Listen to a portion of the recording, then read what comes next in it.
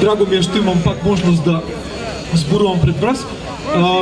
Простите што мојот тон нема да биде така модулизацијски, малку поинаков ке биде од претходните говорници, но мислам дека така и треба, нели? Ова е парламент некаков и битно е да се добијат на различни тонови, различни мислења, па ако ништо друго, ете, ке се обидам да дам прилог кон тоа. Значи, основното, во основното не се разликуваме воопшто. Мислам, ние сме на добрата страна, на позитивната страна, овие се на лошата страна. Они се злита, ние се бориме за правда и за някакви последни резервуари, да речам, на някакъв морал и някаква добрина во општеството. Ова ми наликува, знаете, овие луѓе ваму и не само во парламентот, туку сите што стојат на страната на груевизмот, на некакви троглодити, знаете, на некакви пештерски заложници на мафијашки политики. Чинот на излегување од оваа институција за мене е излегување на светлината на денот, излегување од пештерата. Тој чин има огромни ризици, вие ги знаете самите, но мислам дека напуштањето на институциите во моментов е императив и дури измудено и дури е последна шанса земјава да фати некаков понормален колосек. Во оваа точка ќе почнам да зборувам поразлично од моите претходни колеги. Знаете што мислам за институциите? Не е само оваа институција испразнета од содржина, од смисла, и онака со голена ко черупка, баш од монструми, од троглодити, да речам. Сите институции се такви. Еве сега лекарот риторички го прашуваше Груевски дали може да воспостави демократски институции. Не може.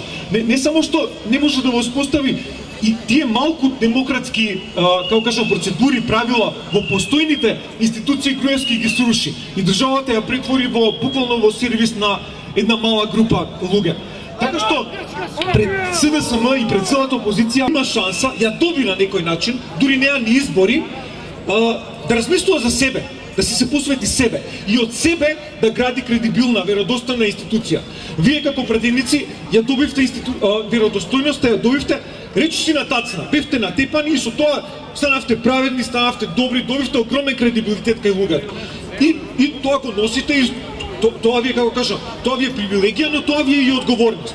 Значи, но тоа се троши, знаете, тоа е, особено ако останеме на она ниво. Имаше еден славен британски политичар крајот на 19 век, кога го прашале као што е суштината на политиката, што е главната динамика и енергија, и он рече настаните.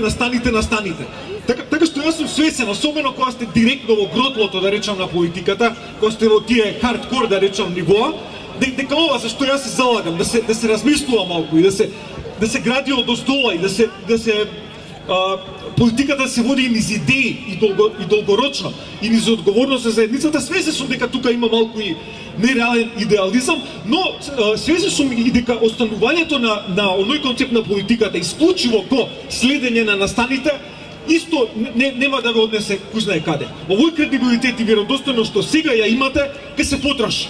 Така што мора да се размислува подолгорочно и постратешки. Значи, да завршам, СДСМ мора пред се од себе да создаде кредибилна институција, се разбира енергиите околу тоа сјајно окрупнување и здружување на опозицијата и на граѓанските енергии исто така е сјајно и може да биде голем прилог кон себеосмислувањето, да речам, ново на СДСМ, но товарот и дури велам привилегијата на занимавањето сам со себе треба да се искористи.